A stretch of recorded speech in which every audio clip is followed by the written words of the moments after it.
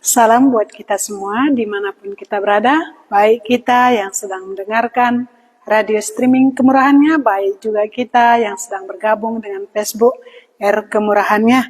Saat ini kembali kita boleh bersyukur karena kemurahan Tuhan, kita masih boleh sama-sama merenungkan perkataan Tuhan. Untuk kita boleh lebih lagi mengenal Tuhan Yesus, karena kita tahu hanya Tuhan Yesuslah satu-satunya jalan keselamatan itu. Dan kita boleh merenungkan firman Tuhan, itu adalah kemurahan Tuhan. Sebelum kita memulai merenungkan firman Tuhan, kita berdoa terlebih dahulu. Kami bersyukur kepadamu Tuhan Yesus Allah kami, yang masih berkemurahan kepada kami, untuk boleh kami renungkan perkataan-Mu. Tuhan Yesus, hari ini kami mau mendengarkan lagi bagaimanakah jalan keselamatan itu. Tuhan Yesus, berkatilah perkataan-Mu itu. Kalau Engkaulah satu-satunya jalan keselamatan itu, oleh karena iman kami boleh diselamatkan. Itu adalah kasih karunia daripada-Mu sendiri. Tuhan Yesus, ketika kami mendengar firman-Mu, biarlah Tuhan Yesus yang memberkatinya, supaya kami boleh benar-benar mengerti bahwa jalan keselamatan itu adalah melalui darah-Mu itu sendiri. Terima kasih Tuhan Yesus, kami percaya Tuhan Yesus akan mengajari kami, pribadi lepas pribadi, baik kami yang sedang mendengarkan radio streaming Kemurahannya, baik juga kami yang sedang bergabung dengan Facebook Kemurahannya. Tuhan Yesus yang memberkati. Amin. Saudara-saudari yang terkasih di dalam Tuhan Yesus, kembali kita jumpa di dalam renungan saat ini. Ya, kita mau merenungkan firman Tuhan dari Roma 3 ayat 21 sampai ayat 31. Ya, di sini kita mau merenungkan bagaimanakah jalan keselamatan itu? Dengan apakah kita diselamatkan? Supaya kita boleh mengerti bagaimana kita boleh diselamatkan. Di sini dibuat judulnya manusia dibenarkan karena iman. Tapi kita membuat temanya jalan keselamatan. Karena dari sinilah bisa kita nanti tahu jalan keselamatan kita. Kita boleh dibenarkan dan kita boleh memperoleh jalan keselamatan. Di sini dibuat manusia dibenarkan karena iman. Roma 3 ayat 21 sampai ayat 31. Saya akan membaca buat kita. Tetapi sekarang, tanpa hukum Taurat, kebenaran Allah telah dinyatakan seperti yang disaksikan dalam kitab Taurat dan kitab para nabi-nabi, yaitu kebenaran Allah karena iman dalam Yesus Kristus bagi semua orang yang percaya, sebab tidak ada perbedaan, karena semua orang telah berbuat dosa dan telah kehilangan kemuliaan Allah, dan oleh kasih karunia telah dibenarkan dengan cuma-cuma karena penebusan dalam Kristus Yesus. Kristus Yesus telah ditentukan Allah menjadi jalan pendamaian karena iman dalam darahnya. Hal ini dibuatnya untuk menunjukkan keadilannya, karena ia telah membiarkan dosa-dosa yang telah terjadi dahulu pada masa kesabarannya. Maksudnya ialah untuk menunjukkan keadilannya pada masa ini, supaya nyata bahwa ia benar dan juga membenarkan orang yang percaya kepada Yesus. Jika demikian, apakah dasarnya untuk bermegah? Tidak ada. Berdasarkan apa? Berdasarkan perbuatan? Tidak, melainkan berdasarkan iman. Karena kami yakin bahwa manusia dibenarkan karena iman, dan bukan karena ia melakukan hukum Taurat. Atau adakah Allah hanya Allah orang Yahudi saja? Bukankah ia juga adalah Allah bangsa-bangsa lain? Ya, benar. Ia juga adalah Allah bangsa-bangsa lain. Artinya, kalau ada satu Allah yang akan membenarkan baik orang-orang bersunat karena iman, maupun orang-orang tak bersunat juga karena iman. Jika demikian, adakah kami membatalkan hukum Taurat karena iman? Sama sekali tidak. sebaliknya kami meneguhkannya. Ya, inilah firman Tuhan yang boleh kita renungkan ya. Ya, bagaimana dikatakan di sini? Iya. Tetapi sekarang tanpa hukum Taurat, kebenaran Allah telah dinyatakan seperti yang disaksikan di dalam kitab Taurat dan kitab-kitab para nabi. Iya. Jadi sekarang Allah menyatakan dirinya, bukan lagi melalui hukum Taurat. Iya. Tetapi Allah menyatakan dirinya, iya, dengan perantaraan anaknya, Yesus Kristus. Iya. Karena kalau dengan hukum Taurat, ya, hukum Taurat itu adalah undang-undang untuk orang Israel. Dan kita bukanlah orang Israel. Makanya oleh sebab itu, Allah sendirilah yang menyatakan dirinya kepada manusia, ya, yaitu melalui Yesus Kristus. Ya, bukan melalui undang-undang atau hukum Taurat. Ya, hukum Taurat diberikan untuk orang Israel. Hukum Taurat adalah undang-undang yang diberikan untuk bangsa Israel. Jadi kalau bukan bangsa Israel, bagaimana? Iya. Dan undang-undang itu bukan untuk menyelamatkan, tetapi undang-undang itu supaya kita tahu bahwa apa yang dinyatakan itu adalah dosa. Iya, untuk mengetahui dosa. Iya. Dan dikatakan lagi di ayat 22, yaitu kebenaran Allah karena iman di dalam Yesus Kristus.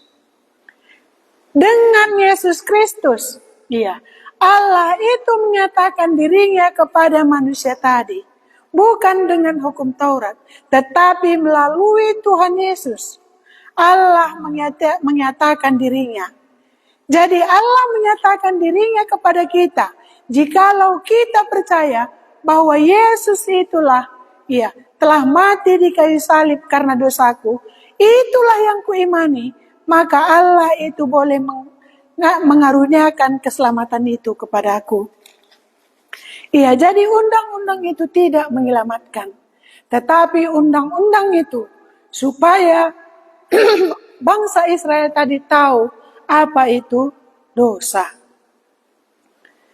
Tetapi yang menyelamatkan itu adalah Tuhan Yesus itu sendiri. Iya. Dari mana kita perlu diselamatkan? Iya. Allah menyatakan dirinya kepada manusia melalui Tuhan Yesus Kristus jikalau kita beriman kepadanya. Iya. Iya. Tetapi undang-undang itu tidak menyelamatkan. Undang-undang itu kita tahu supaya kita berdosa. Jangan mencuri, jangan membunuh.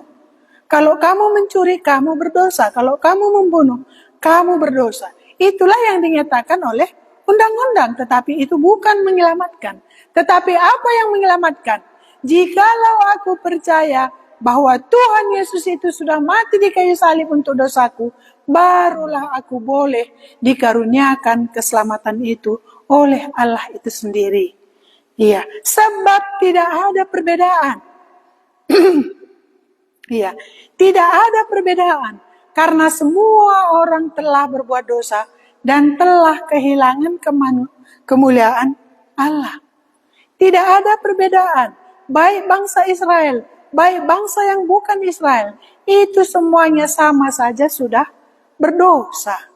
Ya, ini firman Tuhan ini yang menyatakan semuanya sudah berdosa dan telah kehilangan kemuliaan Allah. Kalau kehilangan kemuliaan Allah katanya, iya, kalau bisa kita lihat di dalam firman Tuhan di dalam 2 Tesalonika 1 ayat 9 ya. Iya, jauh dari hadirat Allah. Iya, telah kehilangan kemuliaan Allah artinya jauh dari hadirat Allah. Jadi kalau jauh dari hadirat Allah bagaimana? Iya, bisa kita lihat di dalam Roma 1 ayat 18.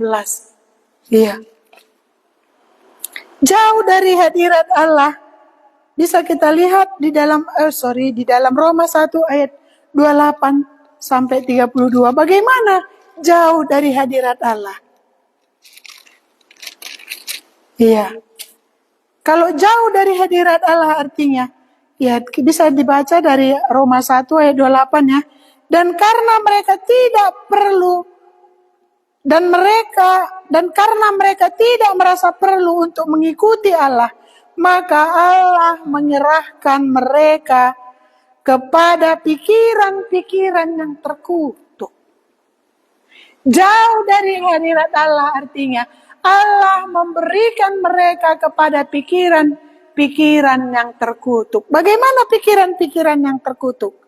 Iya, sehingga mereka melakukan apa yang tidak pantas. Jadi pikiran terkutuk itu adalah melakukan apa yang tidak pantas. Iya, penuh dengan rupa-rupa kelaliman, kejahatan, keserakahan, dan kebusukan, penuh dengan dengki, pembunuhan, perselisihan, tipu muslihat, iya, dan kefasikan. Itulah jauh dari hadirat Allah. Kalau kita bermusuhan dengan Allah, tidak melakukan apa yang dikatakan Allah, maka Allah akan memberikan kita kepada pikiran-pikiran kita, menyerahkan kita kepada pikiran-pikiran kita yang terkutuk. Kalau kita tidak bergantung kepada Allah, kalau kita tidak mendengarkan firman, maka pikiran kita lah yang kita andalkan. Kalau pikiran kita andalkan, apa yang ada di dalam pikiran kita? Ya, kefasikan, kelaliman, kejahatan. Iya, semua yang busuk ada di pikiran kita. Iya, makanya nggak heran kita kalau dunia ini semakin hari semakin jahat. Kenapa? Karena tidak mendengarkan perintah Tuhan itu, melanggar perintah Tuhan itu, maka kita akan diserahkan kepada pikiran-pikiran kita yang terkutuk ini. Lakukan apa yang kamu mau lakukan.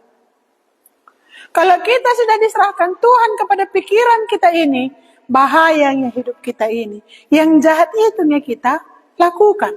Itu artinya jauh dari hadirat Allah. Jauh dari hadirat Allah. Artinya Allah menyerahkan kita kepada pikiran-pikiran kita yang terkutuk. Iya.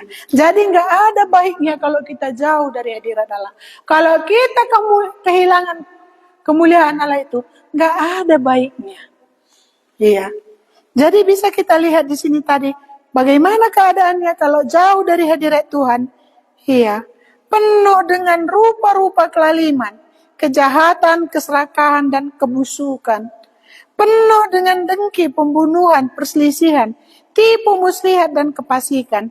Mereka adalah pengumpat, pemfitnah, pembenci Allah, kurang ajar, congkak, sombong, ia pandai dalam kejahatan, tidak taat kepada orang tua, tidak berakal, tidak setia, tidak penyayang, tidak mengenal belas kasihan. Sebab walaupun mereka mengetahui tuntutan hukuman Allah, yaitu bahwa setiap orang yang melakukan hal-hal demikian patut dihukum mati, mereka bukan saja melakukannya sendiri, tetapi mereka juga setuju dengan mereka yang melakukannya.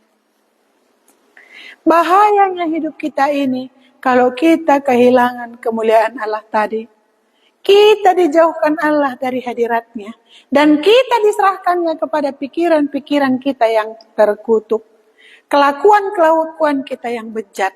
Kan bahayanya hidup kita ini. Iya. Tetapi ada kemurahan Tuhan. Iya. Kalau kita baca di ayat 24, iya. Dan oleh kasih karunia telah dibenarkan dengan cuma-cuma karena penebusan dalam Kristus Yesus. Iya.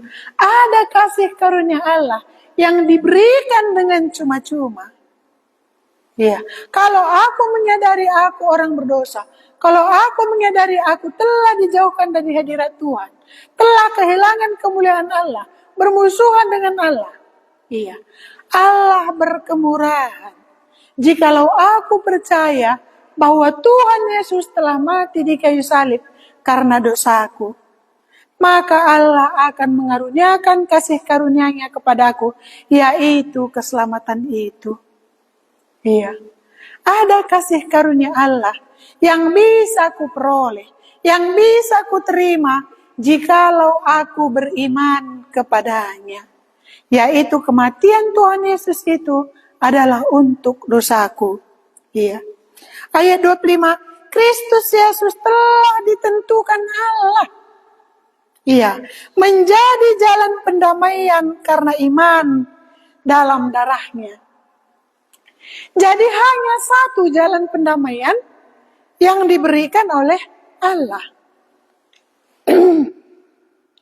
Hanya satu yang ditetapkan Allah untuk menjadi jalan pendamaian itu, yaitu Kristus Yesus. Bukan agama, bukan organisasi. Ya. Bukan ilah-ilah lain. Tetapi Yesus Kristus itu sendiri. Dialah yang ditetapkan oleh Allah untuk menjadi jalan pendamaian itu. Untuk jalan keselamatan itu, hanya satu orang yang ditetapkan Allah. Itulah namanya Yesus. Jadi bukan agama, bukan organisasi, bukan hukum Taurat atau undang-undang. Tetapi Yesus Kristus yang telah mati di kayu salib itu, itulah yang ditetapkan oleh Allah itu untuk menjadi jalan keselamatan itu. Iya. Bisakah aku memperolehnya?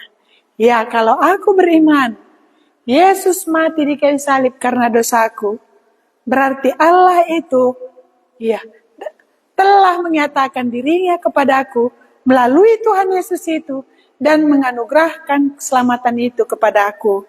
Ya, jadi itulah bedanya hukum Taurat dengan kasih karunia.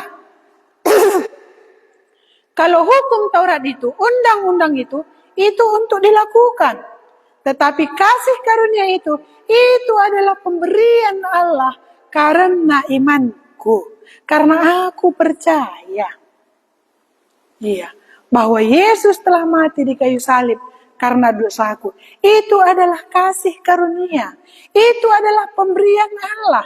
Itu cuma-cuma. Iya. Hanya jikalau aku percaya. Iya. Jadi kalau undang-undang itu hanya untuk orang Israel.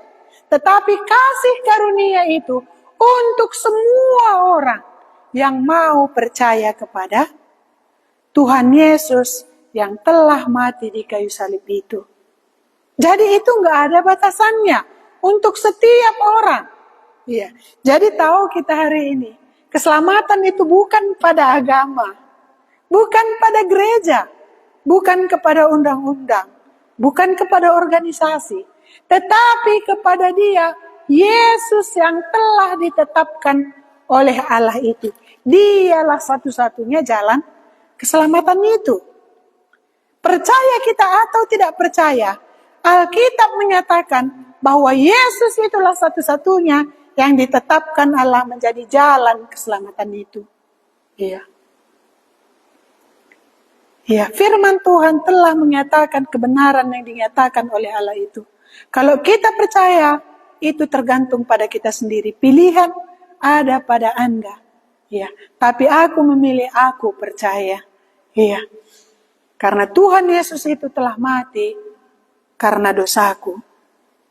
Ya. Ayat 26, maksudnya ialah menunjukkan keadilan. Ayat 25 tadi saya ulangi. Kristus Yesus telah ditentukan Allah menjadi jalan pendamaian karena iman dalam darahnya.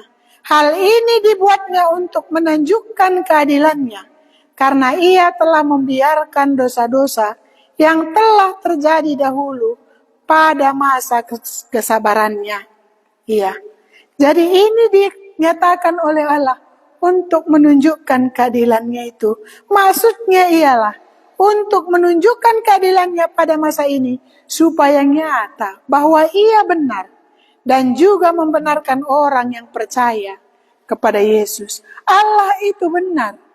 Kalau Dia menghukum orang yang berdosa itu, iya, dan Dia juga membenarkan orang yang percaya kepada orang yang telah dihukum tadi. Siapakah yang membenarkan kita dari dosa itu? Siapakah yang dibuat Allah jalan keadilan itu? Itulah dengan menghukum dosa itu di dalam Tuhan Yesus. Iya. Di dalam Tuhan Yesus, Allah menyatakan dirinya dengan menimpakan dosa-dosa kita kepada Tuhan Yesus. Itu menandakan bahwa bahwa Allah itu benar. Dan Dia membenarkan orang-orang yang percaya kepada Tuhan Yesus itu. Iya. Jadi, kalau kita mau dibenarkan, iya, syaratnya hanya satu. Percayakah aku kepada Tuhan Yesus itu? Kalau aku percaya, aku beriman akan kematiannya itu untuk dosaku, maka benarlah aku bisa dibenarkan oleh Allah itu. Maka aku boleh kembali memperoleh kemuliaan yang daripada Allah itu. Aku kembali boleh ditarik Allah itu. Tidak dijauhkannya dari hadiratnya. Maka aku bisa, iya, begitu banyak tadi, iya, bagaimana di dalam Roma 1 ayat 28 tadi ya. Iya, sampai 32. Bagaimana tabiat-tabiat manusia yang berdosa tadi? Ya, kalau kita diserahkan kepada tabiat-tabiat kita itu, maka mengerikanlah hidup kita ini. Maka sekarang terjadilah ya banyak berita ya, bagaimana di sana terjadi pelecehan, bagaimana di sana ya begal, bagaimana di sana pembunuhan. Ya. Banyak sekali. Kenapa? Karena kita jauh dari hadirat Allah. Ya. Jadi sekarang kita boleh memilih apakah aku mau terus jauh dari hadirat Allah itu, ataukah aku mau datang ke hadirat Allah itu, yaitu boleh dibenarkannya jikalau aku percaya kepada Tuhan Yesus itu. Iya. Ayat 27. Jika demikian, apakah dasarnya untuk bermegah? Iya. Jikalau aku dikasih karunia tadi, jikalau aku diselamatkan tadi, apakah jalannya aku bermegah? Adakah itu usahaku? Ayat 27 tadi ya. Jika demikian, apakah dasarnya untuk bermegah? Tidak ada. Nggak ada bagianku untuk bermegah. Nggak ada bagianku sedikit pun untuk keselamatanku. Hanya karena aku percaya kepada Tuhan Yesus, kasih karunia itu diberikan dengan cuma-cuma. Keselamatan itu diberikan dengan cuma-cuma. Nggak ada usahaku. Iya. Hanya jikalau aku beriman kepada Tuhan Yesus, keselamatan itu diberikan oleh Allah itu dengan cuma-cuma menjadi bagianku. Jadi tidak ada andilku untuk bermegah, tidak ada andilku untuk sombong. Ya, tidak ada andilku untuk mengangkuhkan diri. Ya, tidak ada. Berdasarkan apa? Berdasarkan perbuatan tidak. Ya, banyak orangnya beribadah, iya, banyak cara sampai menyiksa dirinya. Dipikirnya perbuatan itu akan membawa dia ke surga. Tidak ada. Dengan perbuatan tidak bisa kita masuk ke surga itu. Hanya dengan kasih karunia itu, yang diberikan dengan cuma-cuma itu, melalui kematian Tuhan Yesus di kayu salib itu, kita boleh memperoleh jalan keselamatan itu. Tidak ada usaha kita sedikit pun. Bagaimanapun kita menyiksa diri kita supaya kita boleh memperoleh jalan keselamatan itu hanya usaha yang sia-sia. Karena sudah ditetapkan oleh Allah, hanya Tuhan Yesus yang bisa menjadi jalan pendamaian itu. Karena Dia telah menghukum dosa-dosa kita di dalam Tuhan Yesus. Iya. Kalau kita mau percaya, kita boleh dibenarkan. Ayat 28. Karena kami yakin bahwa manusia dibenarkan karena iman dan bukan karena ia melakukan hukum Taurat. Jadi hukum Taurat tadi bukan menyelamatkan, tetapi imanlah yang bisa menyelamatkan kita. Karena Allah sendiri yang mengaruniakan keselamatan itu. Jadi hukum Taurat bukan untuk menyelamatkan, tetapi hukum Taurat untuk dilakukan. Iya. Ayat 29. Atau tidakkah Allah hanya Allah orang Yahudi saja? Bukankah juga Ia adalah Allah bangsa-bangsa lain? Ya, benar, Ia juga adalah Allah bangsa lain. Jadi kalau hukum Taurat itu tadi menyelamatkan, berarti Allah itu hanya Allah bangsa Yahudi. Tetapi Allah itu bukan Allah bangsa Yahudi saja. Tetapi Allah itu adalah Allah semua orang. Karena semua yang dijadikan di dalam dunia ini adalah Allah itu sendiri yang menjadikannya. Jadi Allah itu bukan Allah orang Yahudi saja. Sehingga undang-undang itu tidak menyelamatkan. Jikalau undang-undang menyelamatkan, maka hanya orang Yahudilah yang selamat. Tetapi Allah itu adalah Allah dari semua orang. Iya. Ayat 30. Artinya, kalau ada satu Allah yang akan membenarkan, baik orang-orang bersunat karena iman, maupun orang-orang tak bersunat juga karena iman. Jika demikian, adakah kami membatalkan hukum Taurat karena iman? Sama sekali tidak, sebaliknya kami meneguhkannya. Iya, jadi karena Allah itu adalah Allah semua orang. Iya, maka Allah itu akan membenarkan siapa saja yang datang kepada Tuhan Yesus, yang percaya kepada kematian Tuhan Yesus di kayu salib itu karena dosanya. Allah itu akan membenarkannya. Bukan cuma orang Yahudi, tapi setiap orang yang percaya kepadanya. Iya. Jadi bisa kita memilih, apakah aku beriman kepada Tuhan Yesus atau apakah aku memilih jauh dari hadirat Allah itu. Jadi hari ini sudah tahu kita ya, jalan keselamatan itu adalah Tuhan Yesus itu sendiri melalui kematiannya di kayu salib itu. Jikalau aku beriman, maka keselamatan itu menjadi bagianku karena Allah memberikannya kepadaku oleh karena kasih karunia. Ya, inilah firman Tuhan yang boleh kita renungkan. Ya, kalau kita percaya, marilah kita beriman kepada Tuhan Yesus bahwa Dia telah mati di kayu salib untuk memikul dosa kita. Maka keselamatan itu akan menjadi bagian kita karena Dialah satu-satunya yang ditetapkan Allah untuk menjadi jalan pendamaian itu. Inilah renungan kita saat ini. Biarlah Tuhan Yesus yang menolong kita supaya kita lebih dalam lagi mengerti bahwa apa yang harus kupercayai, apakah yang harus kuimani, supaya aku beroleh jalan keselamatan itu. Biarlah Roh Kudus yang meneruskannya di dalam hati kita. Ya, sebelum kita tutup, kita berdoa dulu. Kembali kami mengucap syukur kehadirat-Mu ya Tuhan Yesus, karena kami sudah boleh mendengar, merenungkan firman-Mu ini. Bagaimana Engkau telah mati di kayu salib itu karena dosa kami. Jikalau kami percaya, jikalau kami beriman kepadamu, bahwa Engkau telah mati karena dosa kami, maka Allah itu akan mengaruniakan kasih karunia itu, yaitu keselamatan itu dengan cuma-cuma kepada kami. Karena kami dibenarkan bukan oleh hukum Taurat, tetapi kami dibenarkan oleh kematian Tuhan Yesus di kayu salib itu. Karena Engkau telah menetapkan satu-satunya jalan untuk boleh memperdamaikan manusia yang berdosa tadi kepadamu, yaitu melalui kematian Tuhan Yesus di kayu salib itu. Jikalau kami percaya Tuhan Yesus, maka Engkau akan membenarkan kami. Maka keselamatan itu boleh menjadi bagian kami. Tuhan Yesus, Engkau yang menolong kami. Jikalau ada di antara kami yang mendengar melalui radio streaming kemurahan-Nya, yang juga mendengar melalui Facebook kemurahan-Nya, Tuhan Yesus sendirilah yang melayani kami sebagaimana kami ada, dimanapun kami berada. Dan biarlah Roh-Mu yang kudus terus yang menginsafkan kami akan dosa kami, dan membawa kami untuk boleh percaya kepadamu. Karena Engkau Tuhan Yesus, satu-satunya jalan keselamatan itu. Terima kasih Tuhan Yesus, kami sungguh bersyukur buat firman-Mu yang boleh kami renungkan saat ini. Tuhan Yesus yang memberkati. Di dalam nama-Mu kami bersyukur dan berdoa. Terpujilah nama-Mu. Amin. Saudara-saudara yang terkasih di dalam Tuhan Yesus, ini yang boleh kita renungkan saat ini. Tuhan Yesus yang memberkati. Terima kasih.